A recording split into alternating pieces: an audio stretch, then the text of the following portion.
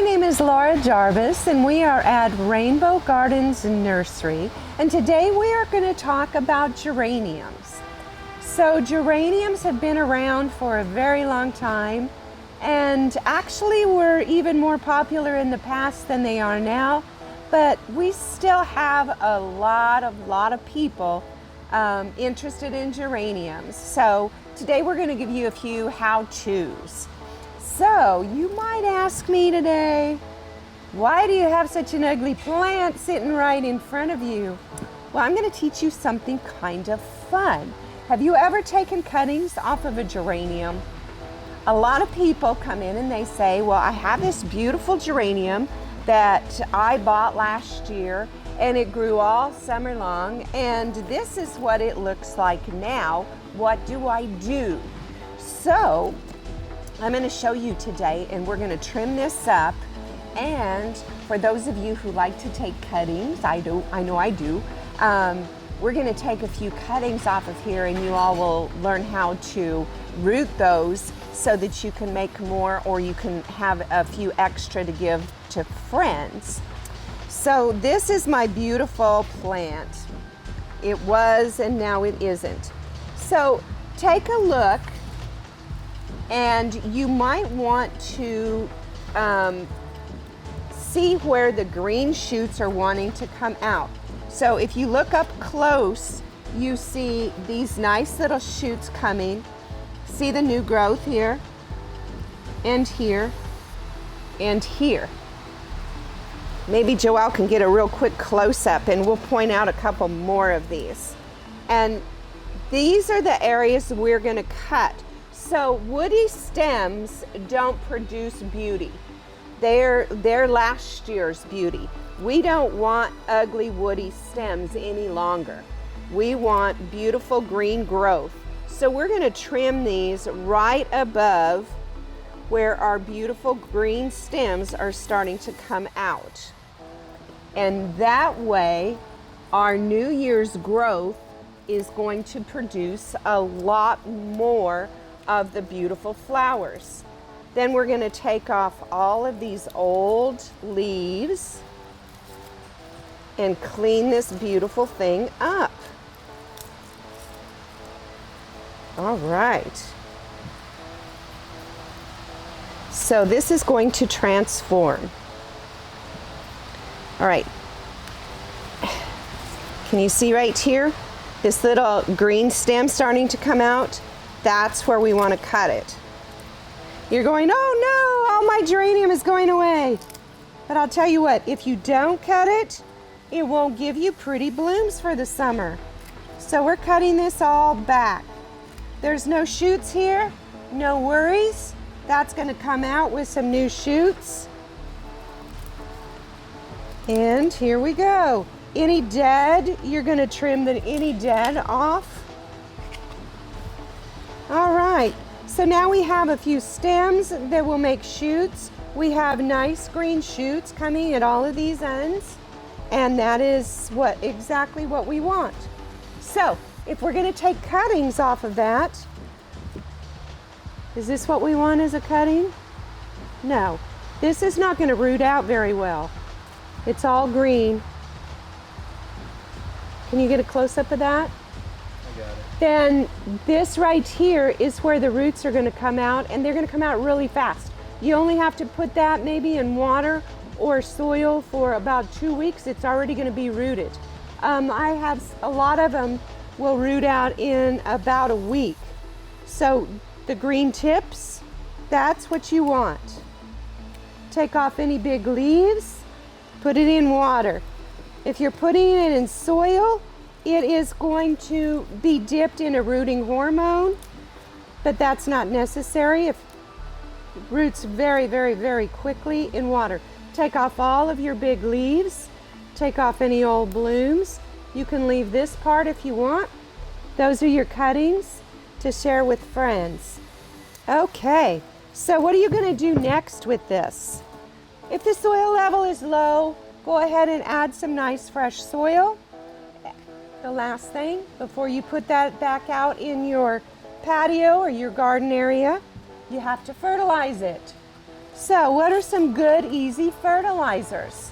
Osmocote is a time-release fertilizer. So you're only going to have to put it on probably about every month and a half in the heat, but every 2 months right now.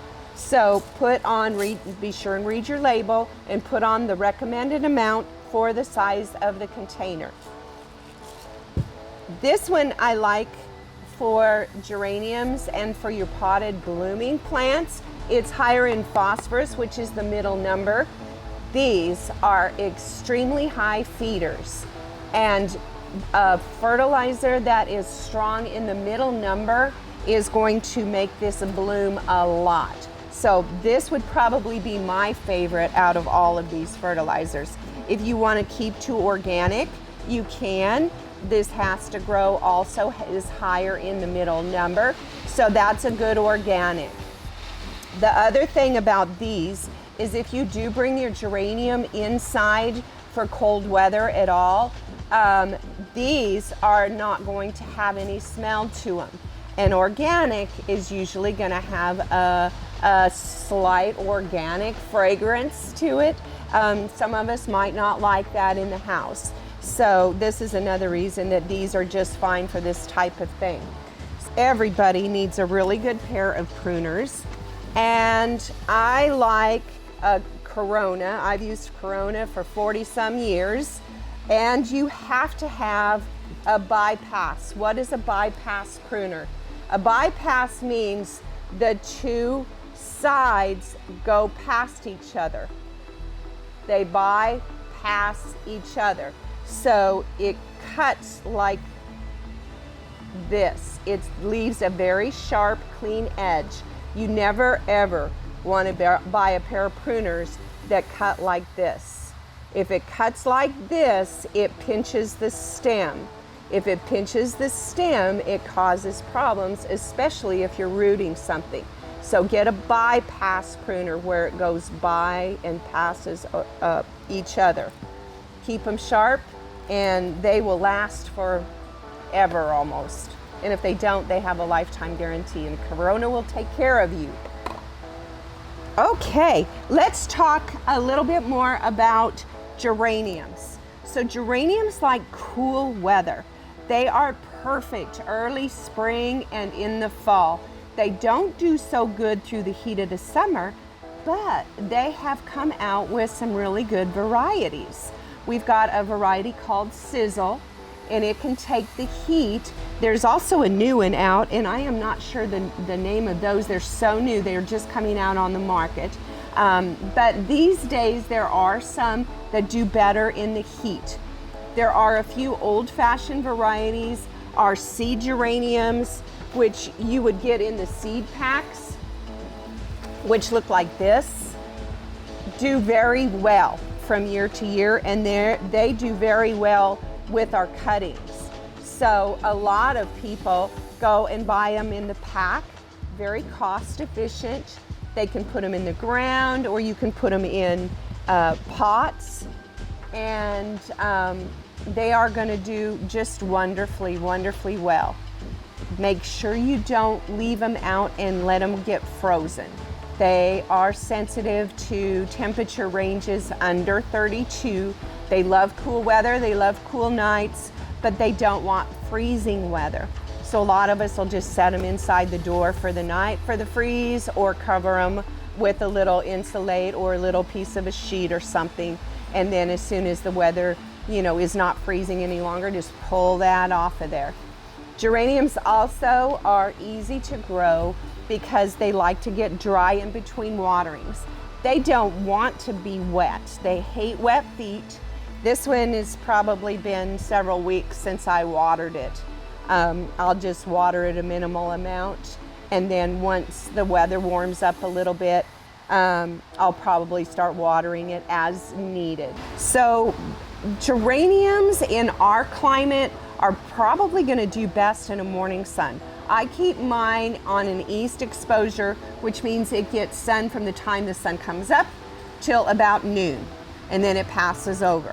That is perfect for them. They love it. They bloom. You know, you can see them as you're pulling past our house, way far away. You can see these blooming. So that is the perfect thing. You can keep them in part sun, part shade, filtered underneath trees. In the heat of the summer, they don't like hot sun at all. So you do not want them in an afternoon sun situation. It's just too hot for them. They are somewhat deer resistant. They have, if any of you have ever smelled them, they have kind of a pungent aroma. Some people love it, some people don't like it at all. The deer don't care for it much. Another thing that helps the deer not like them is that they have a little bit of a fuzz to them. Deer a lot of times don't like textures of certain fuzzy things. So normally you're gonna have a deer resistant plant here, which is a good thing. Thank you very much. I think that's all the questions. If you all have any more questions, you can contact Rainbow Gardens Nursery. We'll be happy to take care of you and answer all your questions. You can find the geraniums now in our stores at both locations. So we hope to see you soon. Thank you.